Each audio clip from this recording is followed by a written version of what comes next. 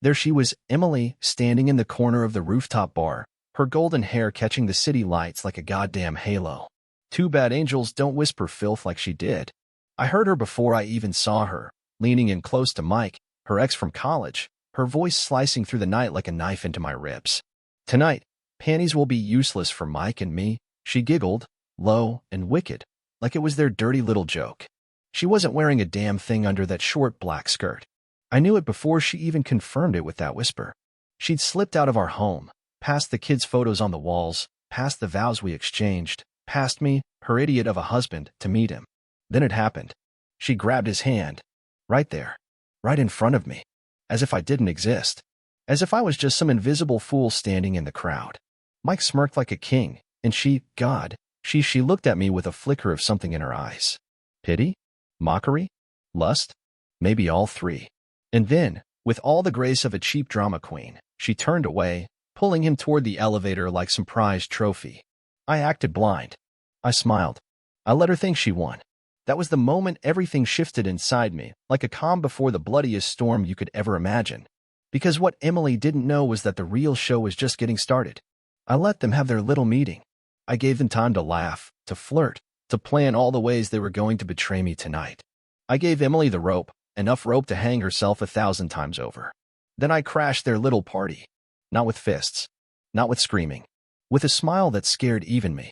I walked right up to their cozy little corner table like I was another drunken idiot looking for a cigarette.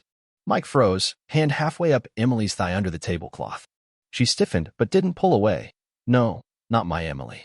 She leaned in closer to him, daring me, daring us all to see how much of AB*TCH she could be. Mind if I join you?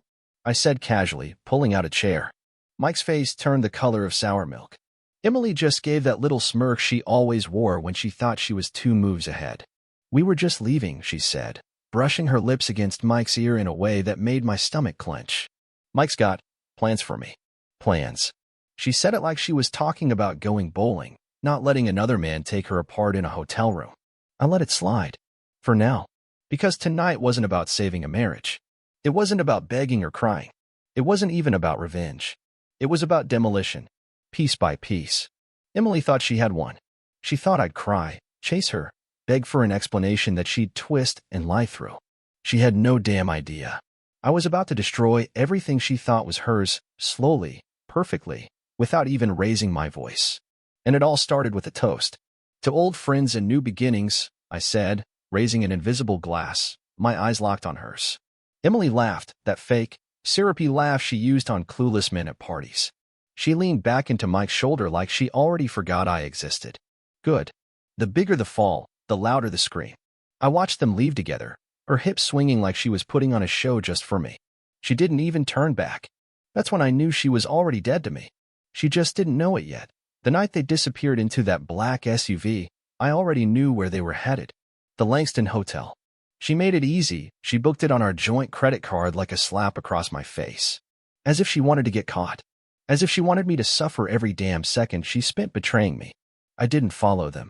I wasn't going to give her the satisfaction of a jealous husband chasing her like some soap opera clown. No. I waited. I plotted. At home, the house felt different. Colder. The silence was heavier than ever.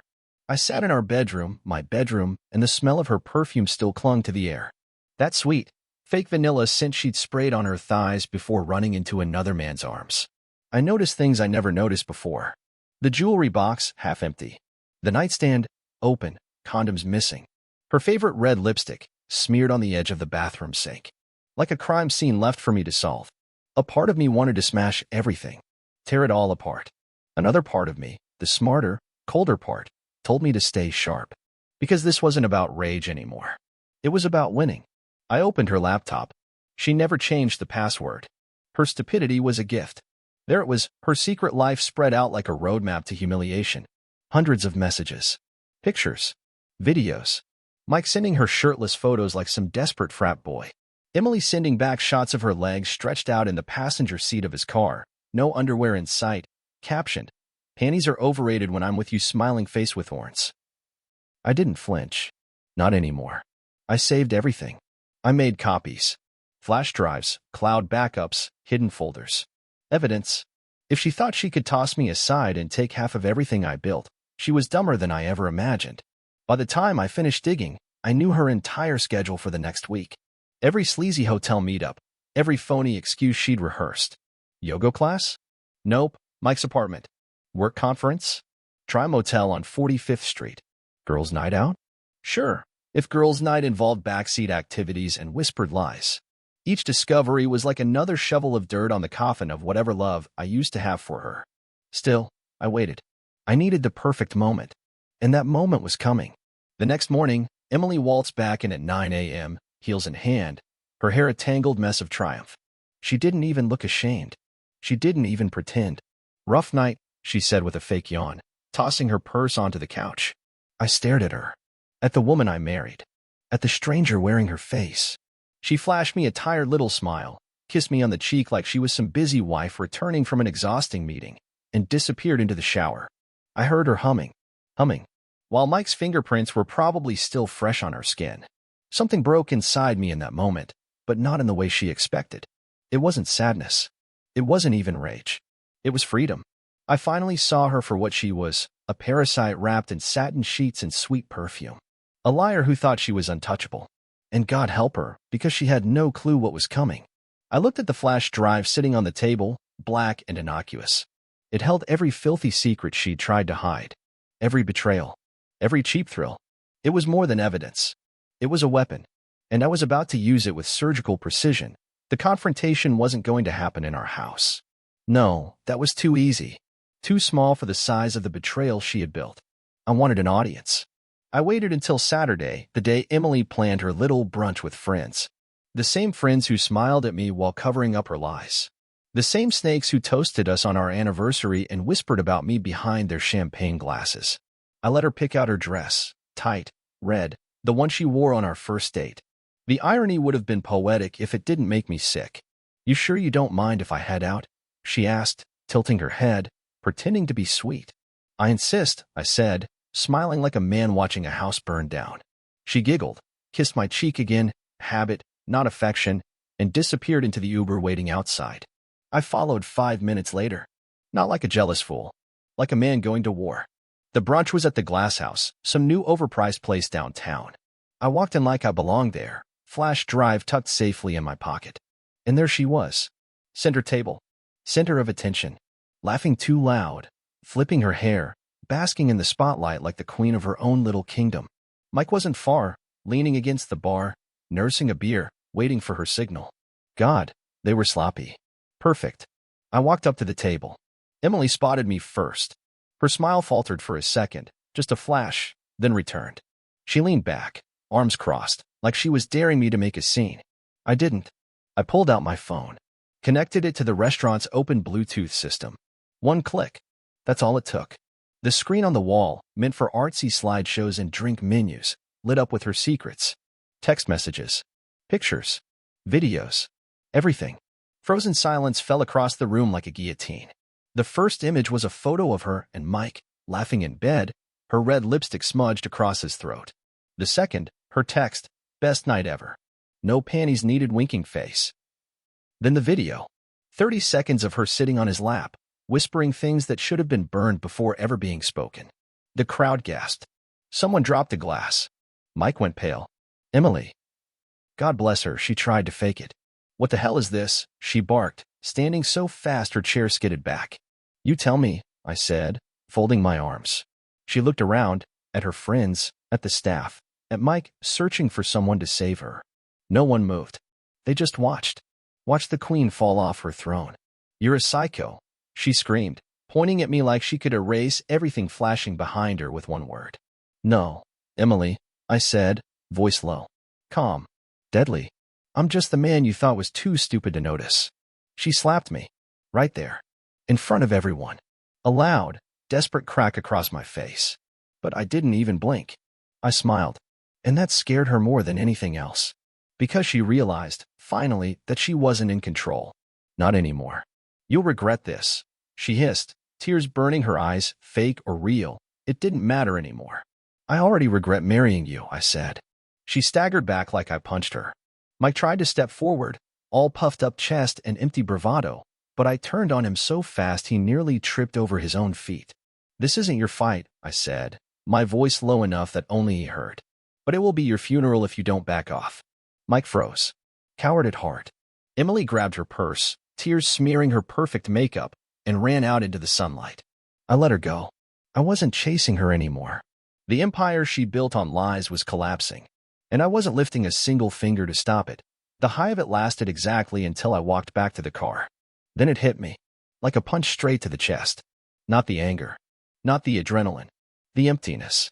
The kind of hollow ache that makes the world look gray and sound muted. I sat behind the wheel, staring out at nothing, my hands gripping the steering wheel so tight my knuckles went white. Emily was gone. Not just the woman who betrayed me. The girl I fell in love with at 21. The woman who promised forever with tears in her eyes. That woman didn't exist anymore. Maybe she never did. I laughed, a broken, bitter sound. People walked past on the sidewalk, giving me strange looks. A man sitting in his car, laughing at nothing. If they only knew. I drove aimlessly for a while. Past the park where we had our first date. Past the cafe where she told me she was pregnant with our first, only to later admit she wasn't sure if it was mine. Yeah, I remembered that little betrayal too. I passed the courthouse. Cold gray stone. And for the first time, I didn't just think about divorce. I tasted it. Savored it. I was done playing games. By the time I got home, I had a plan. The house felt even colder than the night before. Every room whispered her name. Every piece of furniture was stained with memories I no longer wanted. I went straight to the bedroom. Her closet. Her jewelry box. Her drawers. Empty. She'd already been here. She had packed what she could grab and fled, like a thief running from her own crimes. Good. Less work for me. On the bed, she left a note, torn from a journal page, written in her messy, rushed handwriting. "I'm sorry you found out this way. We both deserve to be happy. I'll be staying with Mike until I figure things out. Please don't make this ugly. I still care about you. Still care about me." What a goddamn joke. I crushed the note in my hand, feeling the paper tear against my skin. No tears came. No rage exploded. I was done feeling for her. Instead, I opened the safe under the bed, the one she thought I didn't know about, and pulled out the folder inside. Documents. Bank accounts. Property deeds. Proof of every shady little move she made while smiling at me across the dinner table. Over the last 6 months, Emily hadn't just been sneaking around hotels. She'd been siphoning money out of our joint accounts, setting up private investments, buying gifts for Mike with money she pretended we were saving for the future. It wasn't just betrayal of the body. It was betrayal of trust, of partnership, of every promise she ever made. I felt nothing for her now. Not love. Not hate. Just cold. The kind of cold that settles into your bones and never leaves. I spent the next 3 hours drafting emails. To the lawyers. To the bank. To the real estate agents. Freezing accounts. Securing assets. Tightening the noose. By the time the sun set, Emily's world was smaller. Tighter. Closing in like a trap she didn't even know she'd walked into. And me? I sat on the porch, a glass of whiskey in hand, watching the last light bleed out of the sky. Tomorrow would be the real beginning. The beginning of the end for her. And the beginning of something cleaner, sharper, stronger for me. No more lies. No more illusions. Only truth. And consequences. Sunday morning came with a phone call. I let it ring. And ring. And ring. She called again. Then Mike. Then her mother. Desperation, like rats trapped on a sinking ship. I finally answered on the 4th try, just to hear the panic in her voice. "Jason," Emily gasped, "the bank froze my account. I can't access anything. My cards are being declined. What's happening?" I sipped my coffee, letting the silence stretch. Letting her twist. "Maybe you should ask Mike to pay for breakfast," I said, voice smooth, cold. "You're being insane," she snapped, her fake sweetness cracking. "You can't do this. I need access to my money." "Our money," I corrected. "But not anymore. Not yours. Not his. You can't leave me with nothing." "I didn't," I said calmly. "You did that all by yourself." I hung up, and for the first time in months, maybe years, I smiled without bitterness clinging to my teeth. She thought she could humiliate me, steal from me, rip apart our life and walk away unscathed. She thought wrong. The next blow hit by noon. I filed for divorce, emergency grounds, adultery, financial misconduct, emotional abuse. The paperwork was delivered personally. To Mike's apartment. A small, Neat manila envelope placed into Emily's perfectly manicured hands by a grinning courier. Witnesses said she screamed. Threw the papers at the door. Mike tried to calm her down, then realized his own life was about to implode too. Because I wasn't done. I leaked everything. Not to the internet. No, too messy. I sent everything directly to the people who mattered most to her. Her father, who had always treated me like a son. Her sister, who once warned me Emily wasn't who I thought she was. Her best friends, the ones who had been suspiciously absent lately. They all got a little private gallery of Emily's greatest hits. The screenshots. The videos. The bank statements. Cold. Undeniable. Signed. Sealed. Delivered. By sunset, her phone must have been melting from all the furious calls and texts. The cherry on top? Mike's landlord got an anonymous tip about unauthorized overnight guest violating lease terms. He was given 30 days to vacate. Emily was about to find herself not just broke, not just divorced, but homeless too. It wasn't revenge. It was justice. By evening, she showed up at my door. Puffy eyes. No makeup. Clothes wrinkled and cheap-looking without the jewelry and designer bags she once flaunted. She knocked once. Twice. 3 times. "Jason," she cried. "Please, can we just talk?" I opened the door, just enough to see her. Not enough to invite her in. "I'm not here to beg," she said, voice trembling. I made mistakes. But you don't have to destroy me." I stared at her. At the woman who slipped out of our bed to whisper filth into another man's ear. At the woman who grinned while grabbing another man's hand in front of me. At the woman who gambled our life together for cheap thrills and thought she'd win. "You destroyed yourself," I said. Her face crumpled. "You loved me once," she whispered, tears sliding down her cheeks. "Doesn't that mean anything?" "It did," I said. Past tense. I started to close the door. "Jason, please," she sobbed, clutching the frame. "Where am I supposed to go? What am I supposed to do?" "Ask Mike," I said. Then I shut the door, locked it, and walked away. No more bargaining. No more lies. Emily was just a ghost now, haunting the ruins of her own choices. And I was finally free. The house was quiet after I shut the door on Emily. Not just silent. Peaceful. Like for the first time in years, the walls themselves could finally breathe again. I didn't rush to clean up the mess she left behind. The half-packed drawers. The perfume bottles littering the bathroom counter. The scattered reminders of a woman who treated love like a cheap disposable toy. No, I left them there. For a few days. As a reminder. A graveyard for everything that was dead between us. The first night alone was harder than I thought it would be. It wasn't about missing her, not really. It was about missing the idea of her. The Emily I thought I married. The life I thought we were building. Grief isn't always about the person you lose. Sometimes it's about the illusions you have to bury. I sat on the living room floor with a bottle of whiskey, flipping through old photo albums like a fool. Our wedding day, her smiling like she meant it. Our first apartment, tiny, ugly, perfect. Vacations, birthdays, lazy Sundays on the couch. Each picture was a punch straight to the gut. Because now I knew. Behind every fake smile, behind every staged kiss, there were lies. Maybe not from the beginning, but eventually. And once the rot starts, it spreads everywhere. By the second night, the sadness turned into something cleaner. Sharper. Determination. I boxed up everything that belonged to her. The clothes. The shoes. The jewelry. Every glittering thing she used to decorate her lies. I stacked the boxes in the garage next to the trash bins. Let her figure out how to collect the pieces she left behind. I changed the locks the next morning. Canceled her access to the accounts. Blocked her number. Erased her from the house, step by brutal step. It wasn't easy, but every little act was a stitch pulling my wounds closed. It wasn't just about moving on. It was about reclaiming my own damn life. The real surprise came on the third day. The knock at the door. Not Emily. Not Mike. Not even one of her backstabbing friends. It was Amber, Emily's younger sister. She stood there awkwardly, hands stuffed into the pockets of a worn hoodie, looking like she hadn't slept in days. "I heard what happened," she said quietly. I wanted to say I'm sorry." I blinked, caught off guard. Amber and I had never been close.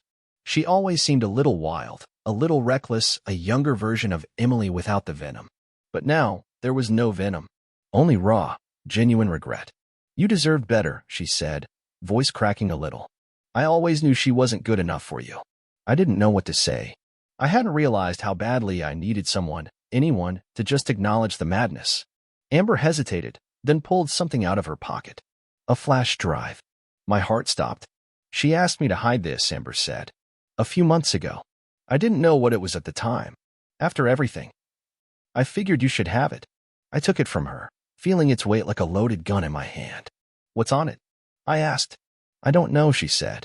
But whatever it is, it's not something she wanted you to see. Amber turned to leave but paused at the steps. For what it's worth, she said over her shoulder, you're the best thing that ever happened to her. She was just too stupid to realize it. Then she was gone. And I was left standing there, a flash drive burning a hole in my palm, wondering how much deeper the rabbit hole went. Because if Emily had secrets bad enough to hide even from me, after everything she'd already done, then maybe the real betrayal hadn't even started yet. The flash drive sat untouched on the coffee table for hours. I circled it like it was a live bomb. Part of me didn't want to know. Hadn't I seen enough? Wasn't the affair, the stolen money, the public humiliation enough? But another part of me, the part that hadn't died, needed to see it. Needed to bury the last pieces of her lies. I poured a drink, turned off the lights, sat down, and plugged it in. The folder opened immediately. No password, no encryption, just one single video file. I hesitated for a second, then clicked play. The screen filled with grainy footage. A hotel room. Our hotel room. The one where Emily and I spent our 5th anniversary. My gut twisted before anything even happened. I knew. The door opened, and there she was, Emily, wearing the same little black dress she'd worn for me that night. Only she wasn't alone. Mike stumbled in behind her, drunk, laughing, groping her like a cheap prize. I watched, frozen, as she pushed him onto the bed, laughing that same fake laugh she used on me for years. Then she pulled off her dress, no hesitation, no shame, and climbed onto his lap. Their voices were clear as glass. God, it's so much better without him, Emily whispered, tossing her head back. Mike laughed.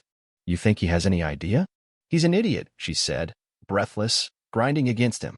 All he cares about is paying the bills and playing perfect husband. Pathetic. I didn't watch the rest. I couldn't. I slammed the laptop shut so hard the screen cracked. My breathing was ragged. My hands shook. It wasn't just betrayal of the body. It wasn't just the money. It was her soul. Every kiss she gave me after that night. Every "I love you." Every smile. All poisoned.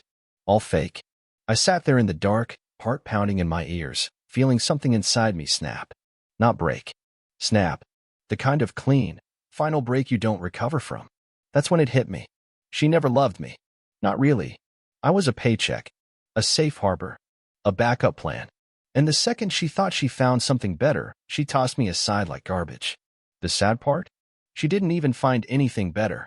Mike was a joke. A pathetic little man hiding behind muscles and cheap cologne. She threw away a kingdom for a dumpster fire.